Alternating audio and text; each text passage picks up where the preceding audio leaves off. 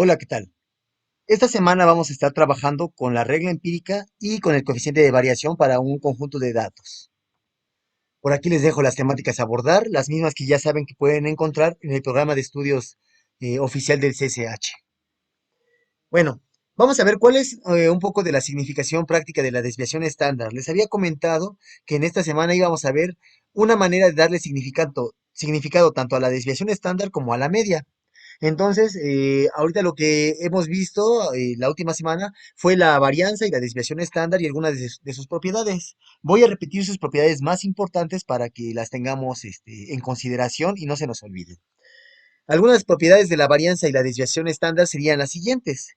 El valor de la desviación estándar siempre va a ser mayor o igual a cero. Es decir, su valor es positivo o cero. No puede tener valores negativos. De la misma manera, la varianza, su valor es positivo o cero, no puede tener valores negativos. Entre más grande sea el valor de la varianza o de la desviación estándar, más grande va a ser la variabilidad de los conjuntos. Es decir, está directamente relacionada el tamaño de la varianza con la variabilidad de estos datos. Ahora, si ocurre que la varianza y la desviación estándar son cero, esto quiere decir que las mediciones tienen el mismo valor. Es decir, si les doy un conjunto de datos y todos son 5, 5, 5, 5, 5, 5, 5, 5, 5, 5, 10 mediciones y todas son 5, para ellas la desviación estándar y la varianza van a tener un valor de cero. Es decir, las mediciones tienen el mismo valor, es decir, no hay variación, por lo tanto, la varianza vale cero, ¿no? Para medir la variabilidad en las mismas unidades de las que tenemos las observaciones originales, recuerden que teníamos que hacer el cálculo de la desviación estándar. ¿Cómo? Sacándole la raíz cuadrada a la varianza. Ahora, vamos a ver de qué manera podemos emplear estos dos datos que ya calculamos, estas dos mediciones que son la media y la desviación estándar. Y con estas dos mediciones vamos a poder tener una mejor idea de cómo se comportan los datos en bueno, cómo se comporta un conjunto de datos, ¿no? Entonces, eh, esta regla, que le vamos a llamar regla empírica, es aplicable para los datos que vamos a llamarle de alguna manera como que se amontonan o se apilan en una forma de montículo. Por aquí les estoy poniendo la gráfica de una distribución, así en forma como de montaña, a la cual más adelante le vamos a conocer con el nombre de distribución normal o que tenga una distribución aproximadamente normal, con que sea más o menos en forma de montañita, con eso ya, ya sería suficiente. Esta distribución en forma de montículo o montaña que les había dicho, se presenta con mucha frecuencia en los fenómenos naturales y sociales. Esta regla se puede utilizar en muchas ocasiones para fines prácticos, ¿no? Y por eso mismo, pues la llamamos la regla empírica, ¿no? Porque la podemos estar utilizando para seguir experimentando y modelando los fenómenos naturales o sociales. Por ejemplo, aquí les voy a poner algunos ejemplos de cuándo aplicamos o podemos aplicar la distribución normal. Por ejemplo, los resultados de un examen tienen una distribución que es aproximadamente normal. La altura de los hombres, en este caso la gráfica que encontré en internet, fue a hombres adultos en Alemania, pero aplica para cualquier país. Esto también tiene una aproximación a la normal, es decir, esta gráfica que tenemos, los datos se amontonan o se agrupan más o menos en forma de una montaña, como aquí tenemos. También la tensión sistólica, es decir, si ustedes miden la presión arterial de ciertas personas, aquí van a poder ver cuál es la tensión sistólica y las respectivas frecuencias para cada rango, ¿no? Y entonces esto, si se dan cuenta, también tiene una aproximación así como en forma de montaña. También lo podemos encontrar para la edad en años cumplidos. Este era un problema de cuál era la edad de los empleados de cierta empresa. Entonces, los empleados de esta empresa pueden tener de 20 a 24, de 25 a 29, etcétera. Aquí vienen los rangos de edades y vean que esto se aproxima o tiene una forma aproximadamente de una montaña, ¿no? Están amontonados en una especie de montículo. Esta distribución en forma de montículo se va a conocer como distribución normal. Y vamos a estudiarla con mucho, mucho detalle en el curso de Estadística y Probabilidad 2. Ahorita todavía no es el momento para estar trabajando con la distribución normal de manera así formal y sistemática. Eso lo vamos a ver hasta el siguiente semestre, pero sí se les puede ir adelantando cuál es el nombre de ese tipo de distribuciones, ¿no? Ahora, para poder aplicar esta regla empírica, tenemos que verificar dos cosas. La primera es que los datos se amontonan o se agrupan en forma de montaña. Y la segunda característica o lo segundo que tendríamos que hacer sería la construcción de tres intervalos. Nuestro primer intervalo sería, si se dan cuenta, aquí tenemos la letra mu más menos sigma. Mu más menos sigma, lo que significa es que vamos a tener un intervalo compuesto. Recuerden, un intervalo está compuesto por un límite inferior y un límite superior. Nuestro intervalo va a ser el límite inferior mu restándole sigma, es decir, a la media le tienen que restar la desviación estándar. Ese sería su límite inferior. Y a la media le suman la desviación estándar, mu más sigma, ese sería su límite superior de este primer intervalo. Entonces, este sería nuestro primer intervalo. El segundo intervalo sería restándole dos veces sigma y sumándole dos veces sigma. Recuerden que aquí va a ser a mu le restan dos veces sigma y a mu le suman, perdón, dos veces sigma. Y el tercer intervalo, restándole tres veces sigma y a mu sumándole tres veces sigma. Lo que estamos haciendo es restar o sumar una, dos o tres veces la desviación estándar. Y ahí estamos construyendo tres intervalos, ¿no? Estos tres intervalos que tenemos aquí nos van a seguir precisamente para definir esta regla empírica. Lo que nos dice es que si tenemos una distribución de mediciones que tiene forma más o menos como de un montículo o montaña, entonces el primer intervalo que tenemos aquí arriba, que les había dicho, va a tener aproximadamente el 68% de las mediciones. Si tomamos el intervalo que va desde mu más menos dos veces la desviación estándar, esto va a tener aproximadamente el 95% de las mediciones. Y si nosotros tomamos desde la media más menos tres veces la desviación estándar, entonces va a contener aproximadamente el 99.7% de todas las mediciones, es decir, prácticamente todas. Ahora, estos parámetros que estoy utilizando aquí son mu y sigma.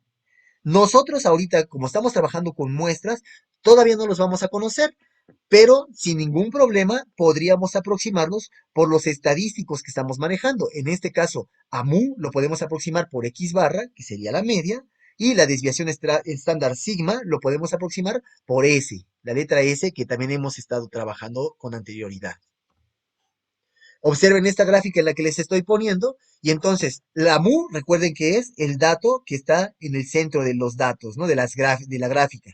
A partir de mu, que sería nuestra media, la mitad de la gráfica debe estar a la derecha y la otra mitad a la izquierda. Si le restan una desviación estándar, observen que me estoy recorriendo desde la media hacia atrás. Una desviación estándar. Y de aquí hacia adelante, una desviación estándar. Y observen estas áreas. Aquí dice 34.1 y 34.1. Si sumásemos estas dos áreas, serían 68.2, que serían aproximadamente el 68% de las mediciones que aquí les había dicho. Si ahora le ponemos dos desviaciones estándar hacia atrás desde la media y dos desviaciones estándar hacia adelante desde la media, si hacemos la suma de estas áreas, nos va a dar aproximadamente este 95% de las mediciones. Si le ponemos tres desviaciones estándar hacia atrás y tres desviaciones hacia adelante, el intervalo que va desde este punto hasta este punto va a tener aproximadamente el 99.7% de las mediciones. Y observen que sí, entre más grande vaya siendo nuestro intervalo, vamos adquiriendo o tomando más valores. Entonces, con tres desviaciones estándar, pues van a estar prácticamente todos los valores de la distribución. Vamos a ver un ejemplo. Hay un estudio de una planta manufacturera en el cual se mide cuál es el tiempo para completar cierto ensamble para los trabajadores de esa manufacturera. Se encuentra que la desviación estándar, bueno, que la media y la desviación estándar son respectivamente 12.8 y 1.7. No nos decía qué unidades son, pero asumiremos que son segundos o minutos. Pueden ser 12.8 minutos para hacer cierto ensamble y 1.7 minutos sería su desviación estándar. Entonces tenemos que construir los tres intervalos que necesitamos. El primero sería a la media le suman y le restan una vez la desviación estándar. Entonces sería x barra más menos la desviación estándar, que era lo que teníamos en nuestra fórmula anterior. Entonces, a la media, que es 12.8, más menos 1.7, que sería la desviación estándar, ¿cómo obtendríamos este intervalo? Bueno, 12.8 menos 1.7 nos da 11.1. 12.8 más 1.7 nos va a dar 14.5. Este sería nuestro primer intervalo. Lo que querría decir es que aproximadamente el 68% de los obreros de esa planta estarían trabajando haciendo este ensamble en un tiempo que va desde 11.1 minutos hasta 14.5 minutos. ¿Qué pasaría con los otros dos intervalos? En el segundo sería ponerle dos veces la desviación estándar y en el tercero con tres veces la desviación estándar. Entonces, a la media 12.8, aquí le sumo y le resto 1.7 dos veces. Entonces, 12.8 menos 2 veces 1.7 me va a dar 9.4. Y si ahora a 12.8 le sumo 2 veces 1.7 me va a dar 16.2. Observen que este intervalo que tenemos aquí, es más grande que este intervalo. Por lo tanto, debería de tomar más mediciones, debería tener una frecuencia mayor, puesto que el intervalo de tiempo es más grande, ¿no? Entonces, aproximadamente el 95% de los obreros estarían haciendo la manufactura del objeto que se esté realizando entre 9.4 minutos y 16.2 minutos, ¿no? Y finalmente, para el tercer intervalo, sería desde la media, más menos 3 veces 1.7, que sería la desviación estándar. Si le restamos, nos daría 7.7. Si se lo sumamos, nos daría 17.9. Quiere decir que aproximadamente el 99.7% de los obreros, prácticamente todos, estarían completando esta tarea entre 7.7 minutos y 17.9 minutos. Aquí este último rango, este intervalo que tenemos aquí, observen que es más grande que este de aquí y obviamente también más grande que este primer intervalo que tenemos acá. Bueno, de acuerdo con esta regla empírica, lo que les estaba comentando, aproximadamente el 68% de las mediciones van a caer en el primer intervalo. Y de esta misma forma, aproximadamente el 95% de las mediciones van a estar entre 9.4 y 16.2 minutos. Y 99.7% aproximadamente van a caer entre 7.7 y 17.9 minutos. Es lo que les había comentado anteriormente. No debemos de olvidarnos también aquí que los datos deben de tener una aproximación aproximadamente de montículo. ¿Y esto cómo lo podemos verificar? ¿Cómo podemos saber si es que tienen esta forma de montículo? Pues es precisamente haciendo un histograma. Si hacemos el histograma y verificamos que ahí tiene una forma más o menos como de montaña o que están más o menos agrupados de forma, sí, como amontonada en una montañita, entonces vamos a decir que tiene forma de montículo y por lo tanto, pues podríamos aproximarlo con la regla empírica, con el número de desviaciones estándar que nosotros requiramos, ¿no? Ahora, es importante también aquí observar que entre más parecida sea la distribución a la distribución normal, va a ser mejor nuestra aproximación. Entre más lejano sea nuestra distribución del histograma de frecuencias a la montañita que les había comentado, entonces nuestras aproximaciones pues van a estar un poquito menos precisas, ¿no? Entonces, a mayor precisión de la gráfica, pues mayor precisión en la aproximación de la regla empírica. El otro tema que vamos a trabajar también es el coeficiente de variación. El coeficiente de variación, como lo indica su nombre, un coeficiente pues es un cociente y lo que va a estar haciendo es calcular, expresar a la varianza, bueno, a la desviación estándar como porcentaje de la media. Es decir, al final de cuentas lo que tendríamos que hacer sería obtener esa desviación estándar, qué porcentaje representaría de la media y con eso podríamos tener una idea de qué tanto o qué, sí, qué tan variables son los datos, qué tan homogéneos o heterogéneos son los datos respecto a la media, ¿no? Entonces, si nosotros usamos el tamaño de la media y la variabilidad de esta variable, vamos a obtener ese coeficiente de variación. Este coeficiente de variación, pues, se puede expresar también como un porcentaje de esta media aritmética, del promedio. Y va a tener una interpretación para darnos una idea de qué grado de variabilidad tienen los datos, qué variabilidad interna tienen los datos con respecto a la media.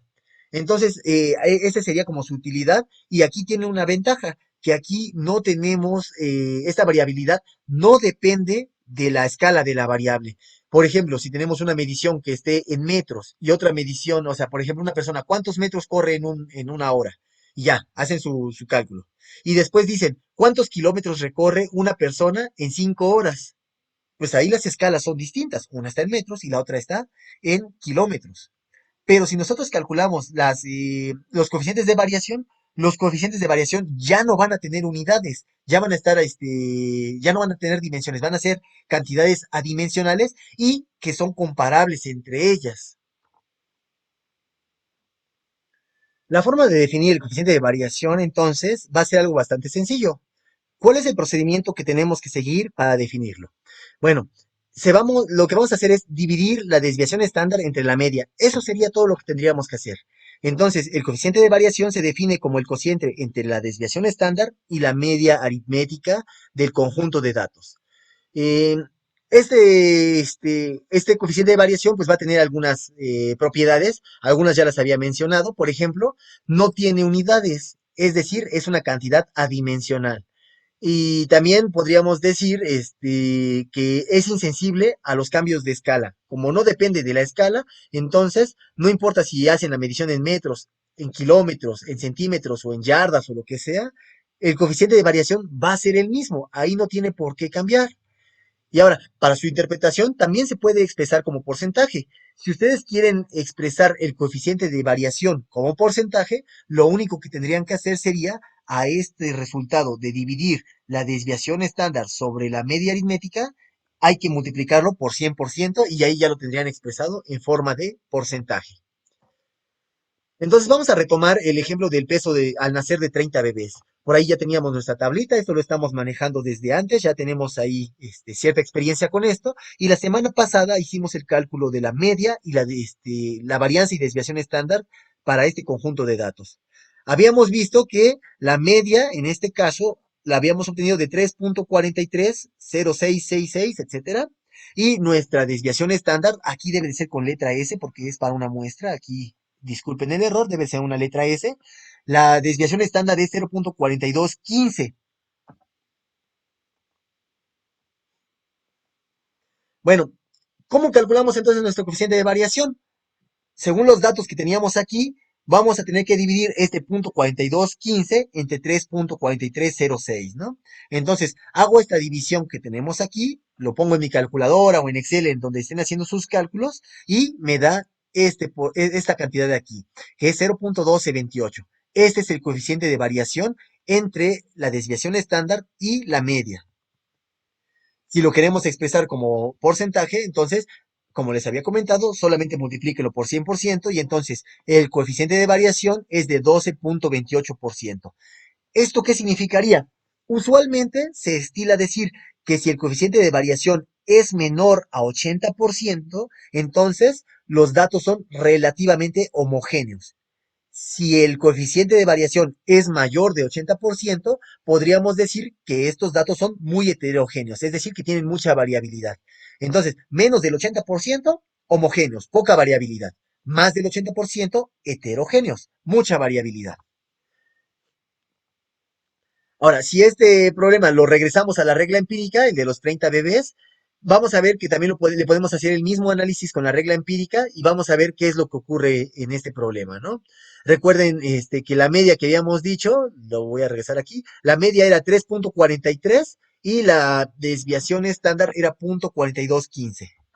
Bueno, si por aquí yo pongo mi media debería ser 3.43, debería de estar por aquí nuestra media, y a partir de aquí debería de construir mis intervalos hacia adelante y hacia atrás para tener todos los valores que yo estoy ahí construyendo, ¿no? Entonces aquí construyo mis tres intervalos. Esto ya lo hago con el procedimiento que habíamos definido anteriormente, de que a nuestra media aritmética le sumo y le resto la desviación estándar para construir el intervalo, y lo que vamos a estar haciendo es ubicar la media y a partir de la media ya puedo ubicar una desviación hacia atrás y una desviación hacia adelante, nuestras primeras marquitas. Este intervalo que va desde este punto hasta este punto, que sería 3.009, que sería más o menos por aquí, y 3.85, que sería más o menos por aquí, en ese intervalo van a estar aproximadamente el 68% de los datos, ¿no? Es decir, estos datos que están aquí serían el 68% del total, más o menos.